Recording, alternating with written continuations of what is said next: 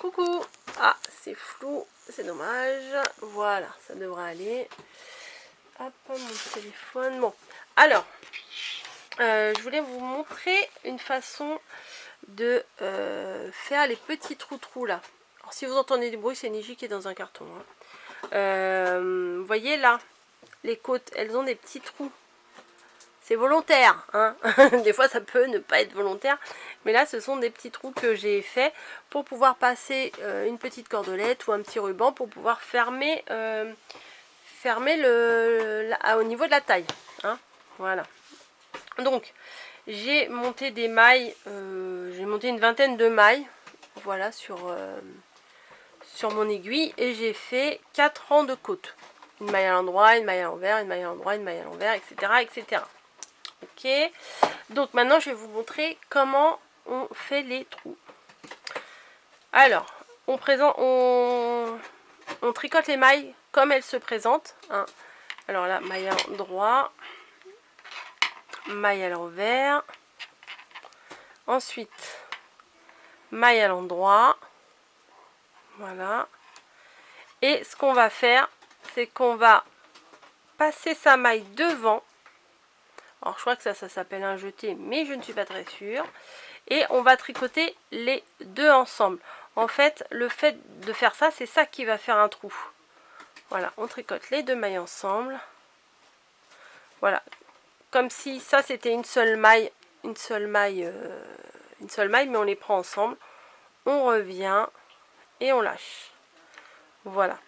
Ensuite, la maille d'après, ça fait un petit pont, donc on la tricote à l'envers.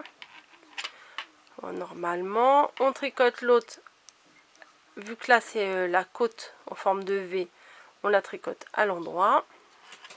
Et on va recommencer. On passe son fil devant, comme ça, et on prend les deux mailles ensuite. Voyez? Et on le tricote comme si c'était une seule maille. En fait, on a pris les deux mailles ensemble, mais du coup, ça nous fait qu'une seule maille quand on l'a tricoté. Mais le fait d'avoir passé la maille avant, ça nous rajoute une maille. Voilà, les deux mailles qu'on a pris ensemble, et ben ça nous en fait après deux puisqu'on a fait le jeté. Donc la maille d'après, c'est une maille à l'envers, hein. On reconnaît les mailles à l'envers, la petite boule ou le petit pont, je ne sais pas comment vous voulez l'appeler. Là, ça fait comme des petits V. Ça, c'est l'endroit, ça, c'est l'envers. Donc on tricote comme ça se présente. À l'envers, à l'endroit. On passe la maille devant et on prend les deux ensemble. Hop. Alors, pourquoi tu ne veux pas te mettre bien? Voilà. Hop. On continue. À l'envers,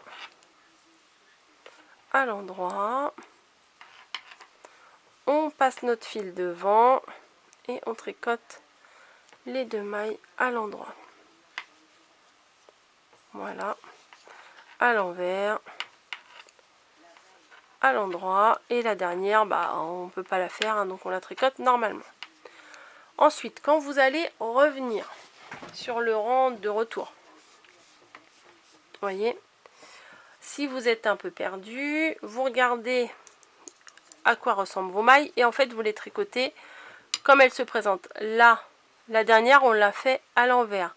Donc là, on reprend avec la maille à l'endroit. Quand on fait des côtes, c'est tout le temps comme ça. Là, c'est le petit pont, la petite boule. Donc on fait, là, c'est une maille qui se présente à l'envers.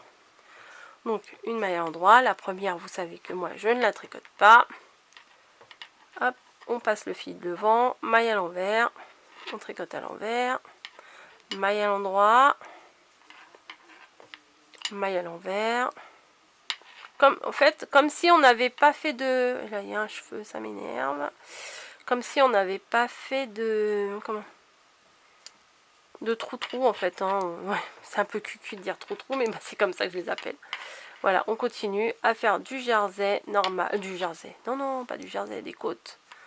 Une maille à l'envers, une maille à l'endroit. Vous voyez, là, on tricote normal. Hein. On ne s'occupe pas du trou. Vous inquiétez pas, c'est un trou, mais c'est normal puisqu'en fait, on veut faire des trous. Donc, c'est un petit peu normal. Hein. Maille à l'endroit, une maille à l'envers. Et la suivante, vous voyez, elle est un peu bizarre. Et on la tricote comme elle se présente, à l'endroit, à l'envers. Si vous avez un doute de savoir si vous la tricotez à l'endroit ou à l'envers, regardez la maille d'avant ou d'après pour vous guider. Comme ça, vous savez. Hop. Donc là, j'ai fini le rang. Bon, heureusement, j'avais pas fait plus, hein, parce que vu que je savais que j'allais faire les rangs entiers avec vous, sinon ça aurait été un peu long pour vous. Donc, notre rang est terminé. On reprend la suite. Donc, vous voyez, ça commence à se former, là, les petits trous. Mais après, vous pouvez les espacer plus ou moins. Vous pouvez mettre des plus ou moins de mailles entre chaque petit trou. Hein.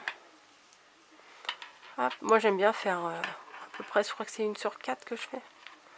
Hop, on refait des côtes. Je vais faire 1 ou 2 rangs de côtes. Comme ça, vous verrez bien les trous, à quoi ils ressemblent. Ah, bah écoutez, on a de la visite. Qu'est-ce que tu fais là? T'es jalouse? Tu veux pas que je tricote?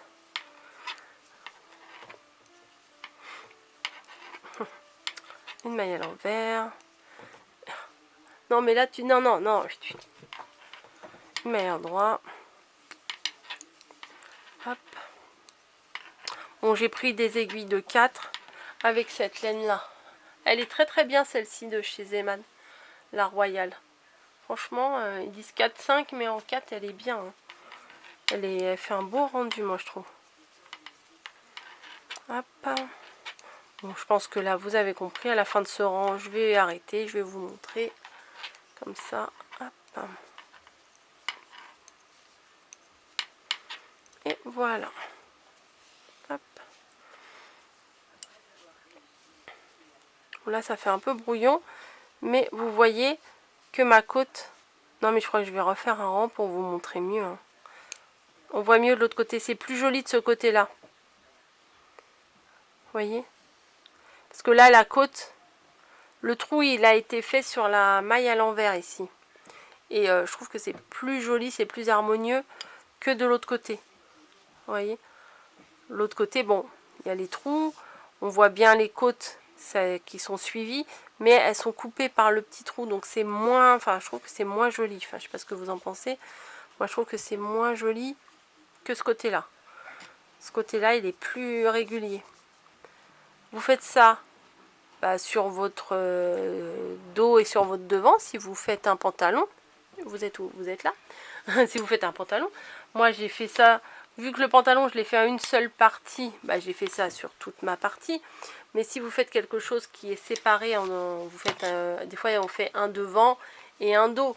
Hein, et du coup, vous faites les trous. Et quand vous passerez votre fil, hop, voilà, un dessus, dessous, quand vous passerez votre fil ou votre cordelette. Attendez, elle est là, une là, hop. Ça donnera ça.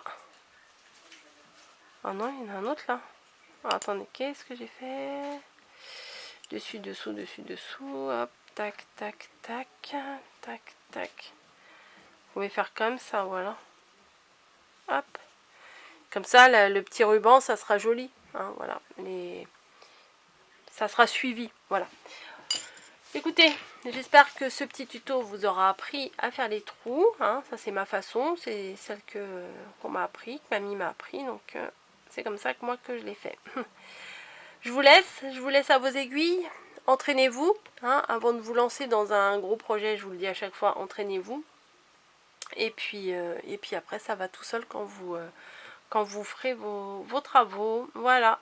Je vous laisse et je vous dis à très très bientôt dans une autre vidéo. Allez, bye!